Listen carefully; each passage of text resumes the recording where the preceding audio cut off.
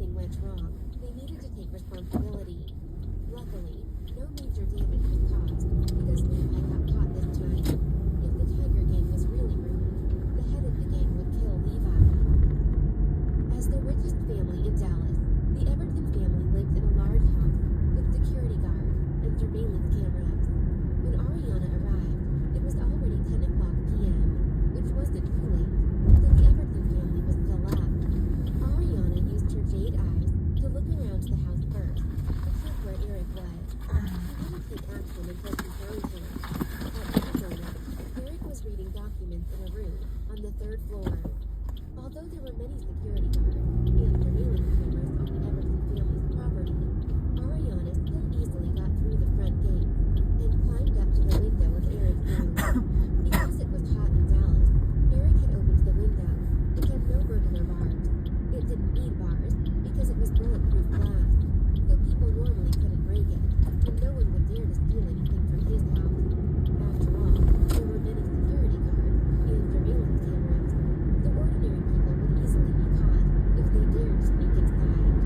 However, all of that was useless in keeping Ariana out. She didn't go in right after climbing up to the window. Instead, she released cold magical power to attack Eric first. She decided to freeze his body. After being attacked by a cold magical power, Eric immediately felt cold, but he didn't pay much attention to it at first. He just thought that he had sat still for too long, so his body became a little stiff. Therefore, he stopped working and rested for a while. However, he soon realized that his condition only got worse. He wanted to pick up his phone to call his family, but his whole body hurt the moment he moved. With a painful effort, he successfully reached his phone. However, right at that moment, Ariana jumped through the window into the room and snatched his phone away. Eric was shocked when he saw a young woman suddenly appear. Who was she? Why did she suddenly show up in his home? She didn't make any sound.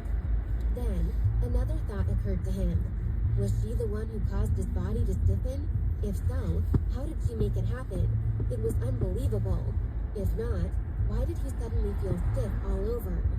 Who are you? Eric questioned. He could speak, but his voice was hoarse, so he couldn't shout. It's time for you to pay for what you've done, Ariana sneered. What? I don't owe you anything, Eric protested. He knew that this girl wasn't a friendly visitor, so he must have hurt her before. He had done many bad things, so he wasn't surprised if any of those victims came to see him. But he didn't expect this young woman to be so strong. Why did you scheme against Ernesto Flores? Ariana said straightforwardly. She didn't hide the fact that she came because of Ernesto. After all, if she wasn't honest, how could she get the answer? Eric panicked.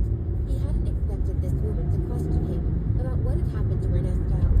He couldn't believe that his scheme was exposed so quickly. Actually, he was hired by someone else to scheme against Ernesto. Originally, he didn't think trying to assassinate him was a good idea, because Ernesto was very powerful, and it wouldn't be difficult for the Flores family to discover the truth. However, Eric was under a lot of pressure and had to give in.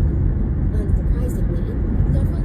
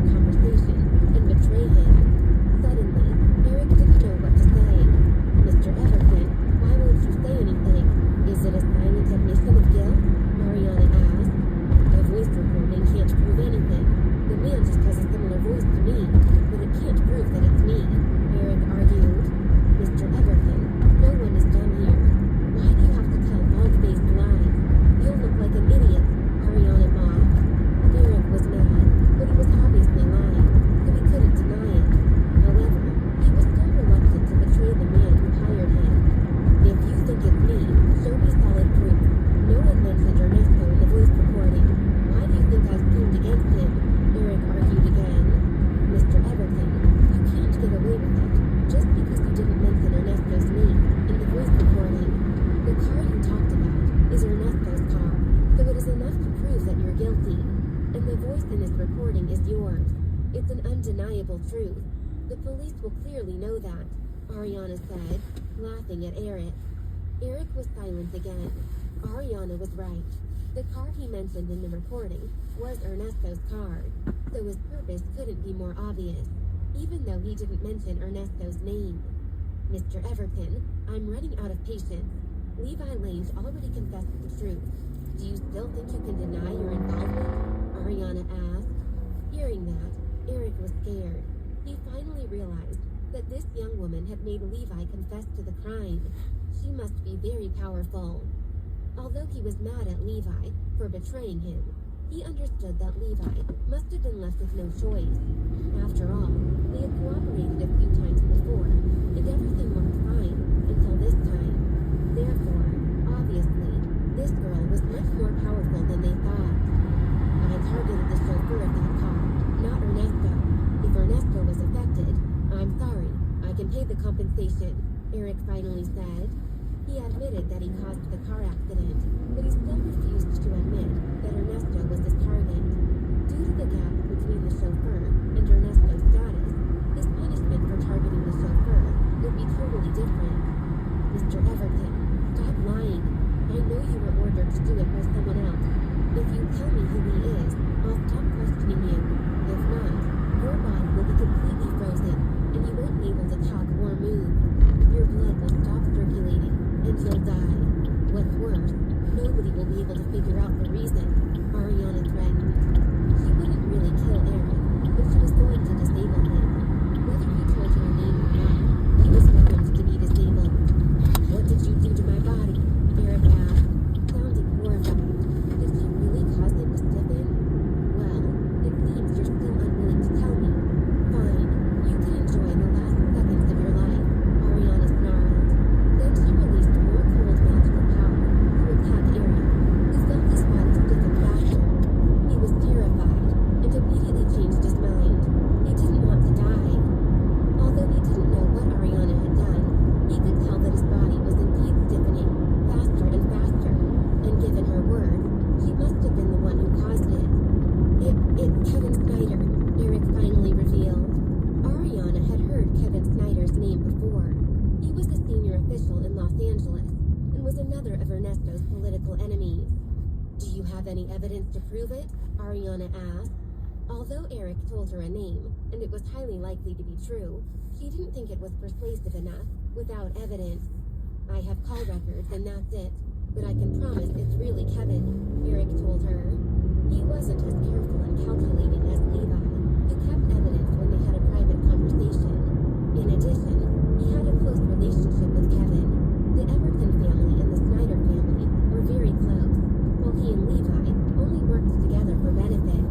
Unfortunately, given the current situation, he couldn't keep it a secret any longer, because he didn't want to die. I'll continue to investigate it. If you didn't lie, I won't cause you trouble again. But if you did, you'll regret it, Ariana threatened, then climbed out of the window and left.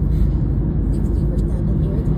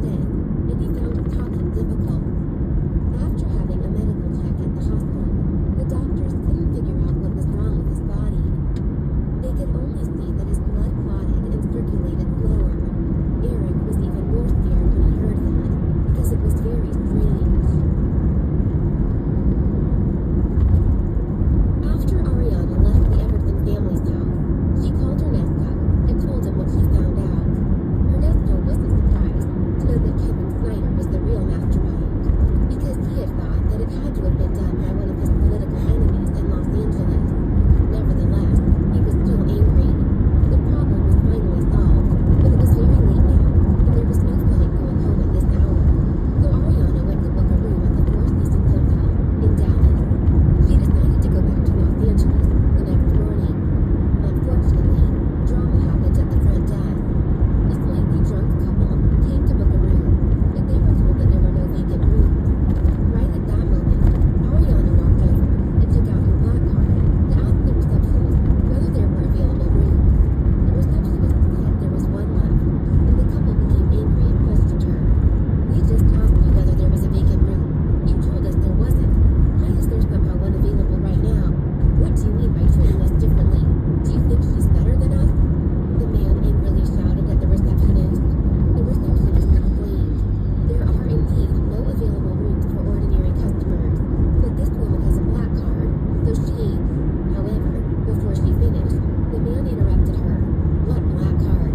Shouldn't she obey the rules of first come, first served? I don't care. I want this room," he demanded. The man's words made sense, but there were rules in the hotel, so making demands wouldn't work. "I'm sorry, this is the rule of our hotel. We must obey it," the receptionist firmly declared. She didn't dare to turn away people who had a black card, so she couldn't give the man what he wanted, even if he was from a rich or powerful family. People who had a black card were either the hotel owner's family members or close friends. "Do you know who I am? How dare you treat me like this? You should be honored that I came to stay in your hotel," the man ranted arrogantly. "Oh yeah? Who are you?" Ariana interjected in a flat tone. Whoever he was, she wouldn't be afraid. The man scowled unannounced. Hey, why did you pull me?" He wanted to say who he was, but the woman next to him tugged on his arm, so he was displeased. "If there are no vacant rooms, we can go to another hotel," the woman whispered, glancing at Ariana in awe. She recognized Ariana, so she knew they shouldn't mess with her. "Go to another hotel? No, I want to stay here," the man responded.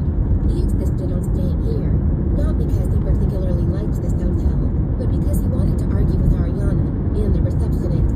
If he gave in right now, he would look like an idiot.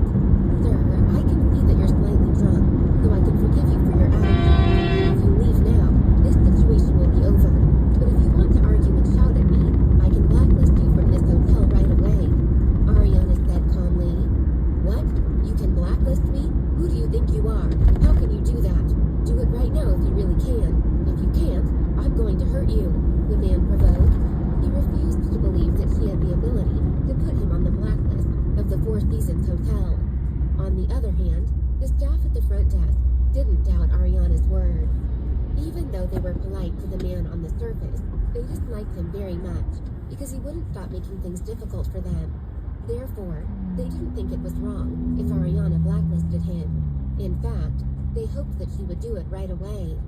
When the man said that, the woman next to him pulled his arm again, but the man ignored her.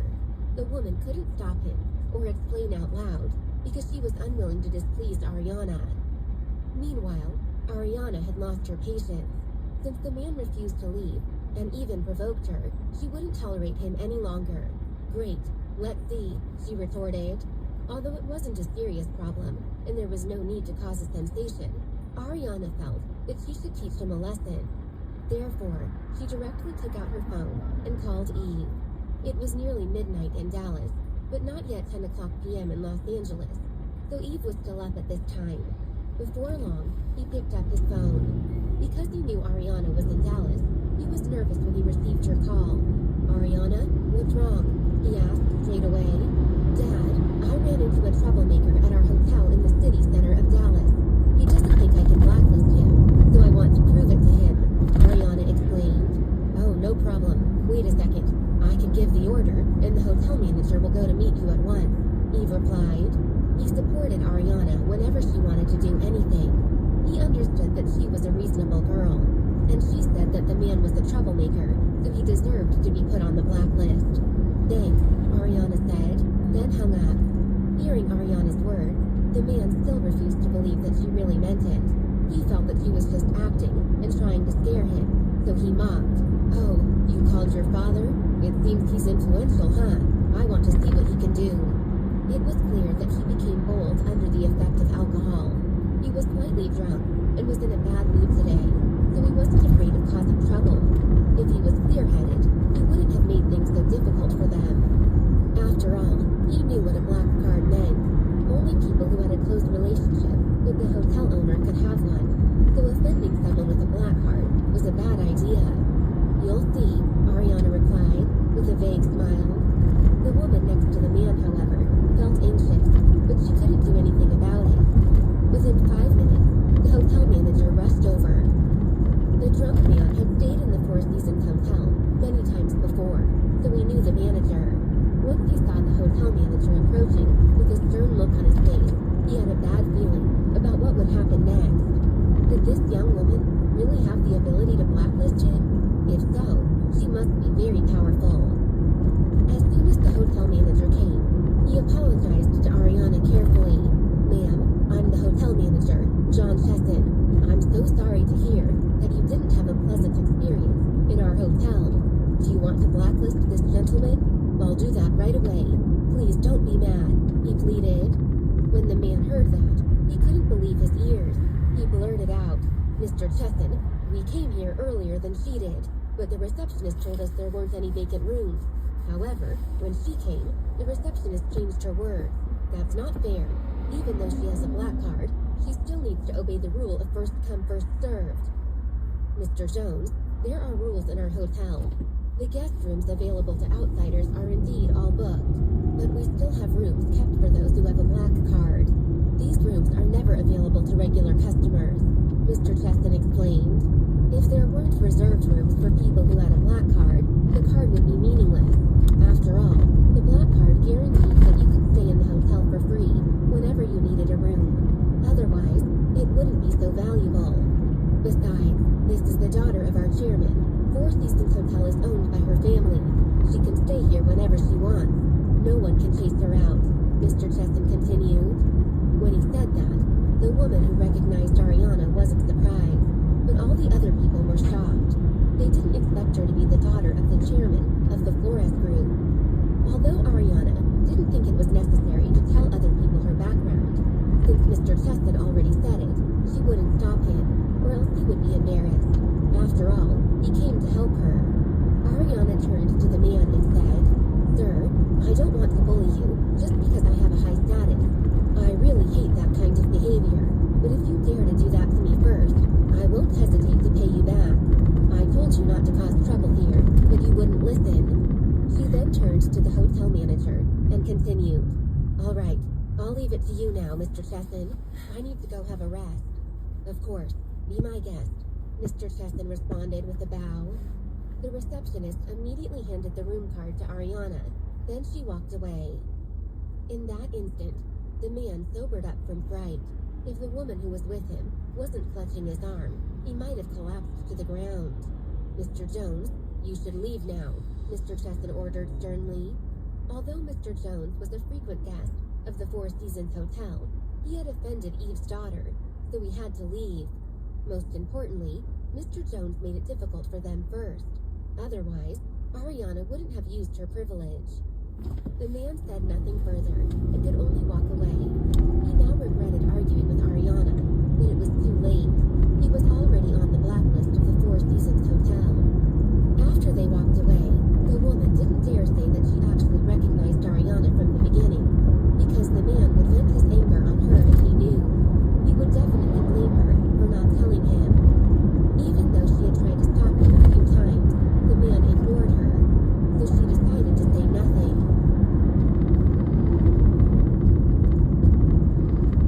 In the hotel room, Ariana took a shower and then went to bed.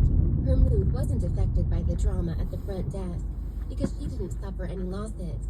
The next morning, she woke up at 7 o'clock a.m. She had booked a flight to Los Angeles, which would take off at 10:20 a.m., and it would take her 45 minutes to get to the airport from the hotel. So she set off at 8:30 a.m. in an exclusive car provided by the hotel. Although Ariana learned that the real mastermind behind Ernesto's assassination attempt was Kevin Snyder, Eric didn't give her much evidence of that. Therefore, It was impossible for the Flores family to punish Kevin according to the law. There were only some of their call records, which wasn't enough proof. Ariana could capture Kevin and force him to tell her what he had done, but she first wanted to talk to Ernesto after she returned to Los Angeles. After a 3-hour flight, she arrived back in Miami and went directly to the Flores family's house. Only Master Flores and Rita were at home, since the others had already left for work. Neither of them asked Ariana about the reason why she took a trip to Dallas, because she had done it after having a private chat with Ernesto. However, Rita heard Ariana's call with Eve last night and knew that something had gone wrong, so she asked her, "Ariana, what happened at the hotel last night?" "Did something go wrong at the hotel last night?" Master Flores interjected in surprise. "Well, a couple wanted to book a room at the Four Seasons Hotel in Dallas last night, but there wasn't any room available for outsiders, whereas I had a black card, so there was a reserved room for me. The man got mad because of that and argued with me. I told him to stop, or else I would put him on the blacklist, but he refused. So I called Dad and solved the problem," Ariana explained. "How dare he argue with you after you showed the black card? He's an idiot," Master Flores scoffed. He didn't think Ariana's reaction was wrong, because sometimes it was necessary to teach stupid people a lesson. "He was a little drunk, so he thought too highly of himself," Ariana shrugged. She believed that the man was so rude because of the influence of alcohol. "Right, he probably forgets who he is after drinking. Some people are totally different when they're drunk," Master Flores agreed. He hated people who turned rude after drinking. Luckily, nobody in the Flores family was like that. They only drank when it was necessary. At 6:30 p.m., Ernesto got home. After having dinner, he called Ariana to his study.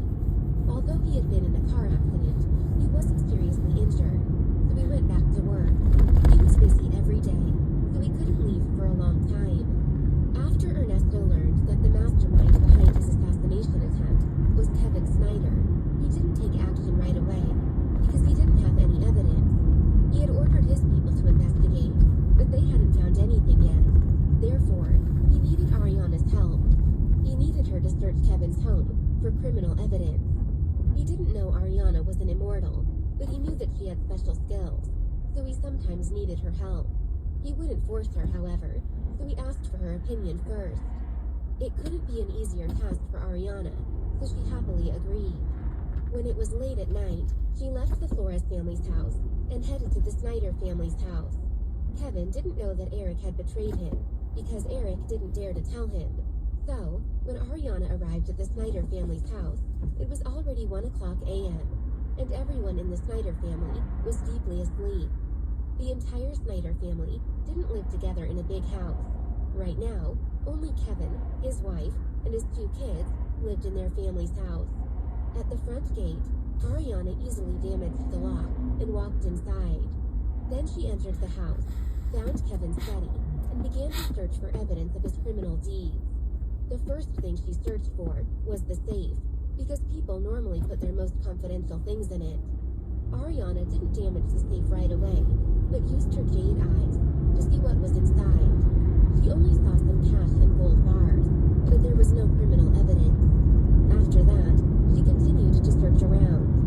She looked at drawers, cabinets, and every other place she thought there might be something hidden, but unfortunately, she found nothing. Nevertheless, she didn't believe that there wasn't any criminal evidence, because she was certain that Kevin wasn't an upright official. In the end, she found a box under some drawers, beneath the bookshelf. With her jade eyes, she could see that there were several notebooks stored inside, but she couldn't read the contents. Without delay, she walked toward the bookshelf and moved it to get the box out. It was easy for her to do that. She simply used her magical energy to move the bookshelf away without making any noise. Afterward, she removed a loose clothesline and opened up to the storage safe. She saw the box and took it out, then opened it. The notebooks in the box were accounting books, which recorded corruption and bribery accounts, including money and houses Kevin accepted illegally. Once Ariana got the notebooks, she put them into her telepathic eye space, then moved the bookshelf back before leaving. It was very late when she got back to the Flores family's house. but she still woke Ernesto up and gave him the notebooks. Ernesto was astonished when he looked through them. He knew that Kevin was corrupt, but he didn't expect him to accept so many bribes. I can't believe Kevin has taken so many bribes. How dare he? Isn't he afraid that he'll be exposed and caught? Ernesto exclaimed angrily. Well, it's always risky to make a fortune. Unfortunately, many senior officials have a hard time staying honest and upright, Mariana said. Ernesto never took any bribes, because the Flores family was rich. But if they weren't, even he couldn't promise he wouldn't be corrupt. However, that wasn't the situation in reality. Ernesto was indeed an upright official. I understand that it's difficult for officials to stay honest. There is corruption, so there is bribery. As long as they haven't caused too much damage, I can live with it. But Kevin's corruption is unacceptable. He has seriously broken the law, and he's done many things that are morally wrong, Ernesto complained. Now we have the evidence. We can directly unseat him, Ariana pointed out. Ariana, can you help me with one more thing? Ernesto requested. Of course, Ariana replied. Make a copy of this evidence, then mail it to my office tomorrow, Ernesto instructed. Although they were going to unseat Kevin with the evidence, they couldn't let other people know that they collected the evidence on their own. If that was exposed, they would be in trouble as well. Ariana could be charged with breaking into the house and stealing, so they had to be careful and do it anonymously. No problem, Ariana said. The next morning, Kevin went out of his home, but surprisingly, found the lock on his front gate was broken. He was scared and immediately went back into his house to see whether anything was stolen. There was nothing missing, but he couldn't relax yet. Because the gate was purposely broken, it was strange that nothing was missing. Kevin checked the surveillance cameras at once, but found that they had been broken at midnight. In an instant, he became more nervous. He thought that there had to be something wrong, but he couldn't figure out what had happened, because nothing in his home seemed to have been moved. Kevin had no idea that his secret was already exposed, and his most confidential information was stolen, so he didn't check the secret place in his study. Without delay, he called the police. If he didn't investigate, he wouldn't feel relaxed. However, after the police came and searched around, they found nothing. That being the case, Kevin had to give up. That morning, Ariana made a copy of all of Kevin's criminal evidence, then left the Flores family's house and mailed the copy to Ernesto. Because they were in the same city, Ernesto received the package at about 4 o'clock p.m. Once he received the package, he opened it. After making sure it was the evidence of Kevin's crimes, he immediately went to Kevin's office to confront him. Because of what had happened at his home that morning, Kevin had been anxious all day, and then all of a sudden, Ernesto visited him. Mr. Flores, may I help you? Kevin asked. Although they were enemies, they still needed to be polite to each other on the surface. However, Kevin was upset that his scheme against Ernesto had failed. He probably wouldn't dare to do it again for a while, in case he was exposed, but he was nervous that Ernesto suddenly came to see him. Even though he dared to murder Ernesto, it didn't mean that he wasn't scared of him. He was actually in awe of Ernesto and the Flores family. But if he didn't get rid of powerful opponents, he couldn't be promoted to a more important position. Plus, he thought that he was fully prepared when he carried out his plan. He believed that he wouldn't be exposed. Mr. Snyder, I just received an anonymous file. It reports that you've accepted bribes worth over $100 million. Can you explain that? Ernesto asked, throwing the file on the table in front of Kevin. Kevin was stunned. Looking at the file on the table, he couldn't believe his eyes. He hadn't opened the file yet, so he wasn't sure whether it was really the evidence of his crimes, but Ernesto seemed very confident. Kevin frantically wondered where he got the file. Mr. Flores, are you sure I've been reported? Kevin asked. He didn't pick the file up right away, because he still hoped